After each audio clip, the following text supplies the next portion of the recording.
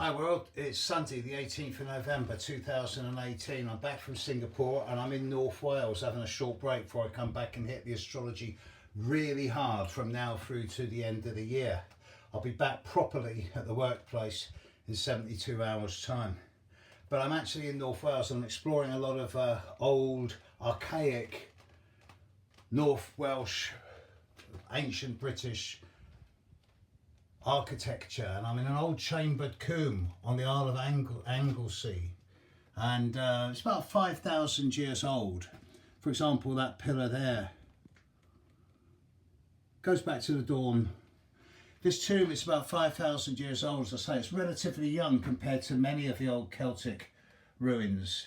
For example, the ones down in West Kennet in North Wiltshire go back to 6,500 years. But this one's quite old. And there's a sense of sacredity in here. There's a sense of the ancestors. So I'm going to put it now off of selfie mode and put it back onto normal mode so you can see as I walk around it what it's really looking like. So if I step backwards now, out of the tomb, excuse the bedazzle of the lights, it's really, really compact and it's really tight. So I'm heading backwards now down this old chamber. Now somehow the ancients 5,000 years ago, using only horses and lumps of wood, managed to construct these tombs that are so many hundreds of tons of solid rock, and they managed to create these burial chambers that are still standing today. This one is set out exactly at a 45-degree, 225-degree angle. So that's basically northeast, southwest. And the ancients knew that, and they didn't have modern compasses like we do today. So as you can see, I'm stepping out now, coming into the sunlight. So I'm going to step round out of the sunlight so you don't get bedazzled. And I'm showing you the cairn from an oblique viewpoint. Thing is, these are all set out in some type of alignment. They're all set out to some type of solar, or more commonly lunar, alignment. And the ancients knew there's movements of the sun and the moon to a degree of accuracy that we can't even do today.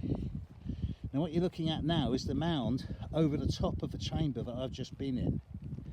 And as we walk round to the other side, you'll see a couple of standing stones. And actually, if you look down around the base of the cairn, it's all set out with some really, really ancient old rocks. These people were essentially a little bit more right-brained than we are. They responded to a different type of energy flow than we do. And they knew, they had an attunement with the landscape and with the horizon in a way that we can only dream at. But they certainly left behind a trace. In the distance there you can see the mountains, and that's not Snowdon, but it's very close to Mount Snowdon, the biggest mountain in the southern half of Britain. They left a trace for us to follow, and I can't hope to understand why they made things the way they did and what the meaning of their structures is, but we can still feel a sense of awe and of almost magic when we come to these places. It's what I call sacredity, a sense of the sacred.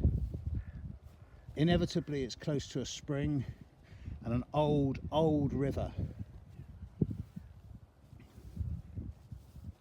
You can even briefly make out the carvings from long ago.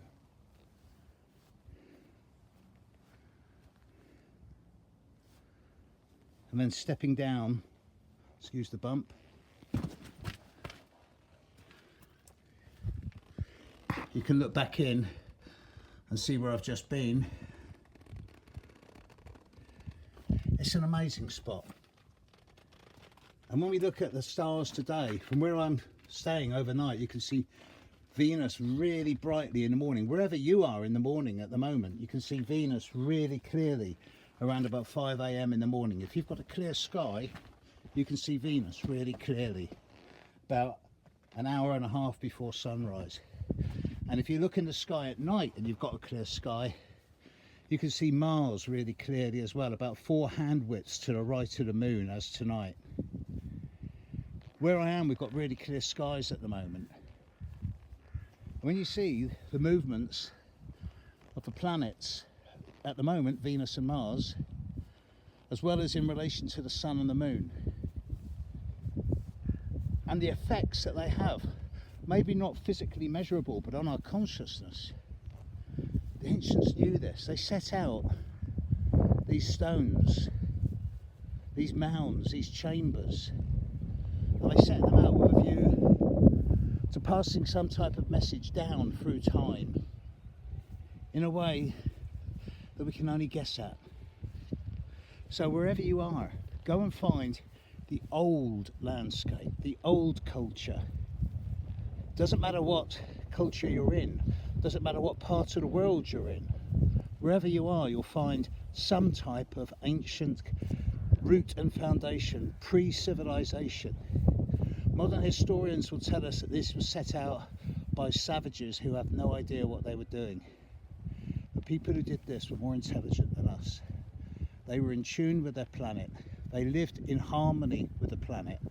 They flowed with the terrestrial energies in a way that we can only aspire to. I'm going to get off now because I'm rambling. But one thing I always say to clients when they're stressed out, I always say to them, go into your back garden and plug your fingers into the earth. Ground yourself. When you're grounded, you're in touch with the earth. We always pride ourselves on our human intuition, our human knowledge. But don't forget, we live in an animal body that comes from the earth. We have instinct, and it's perhaps instinct that we need to acknowledge as much as, if not more, with intuition. I'm going on now to look at some more stone circles, chambered cairns, standing stones, old tombs. I'll be back in London in 2 or 3 days' time. Until then, wherever you are, whatever you're doing, have a great time. Catch you later, world. Bye.